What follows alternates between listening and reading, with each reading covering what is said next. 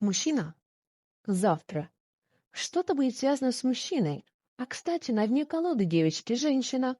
Что-то завтра будет интересная, возможно, встреча.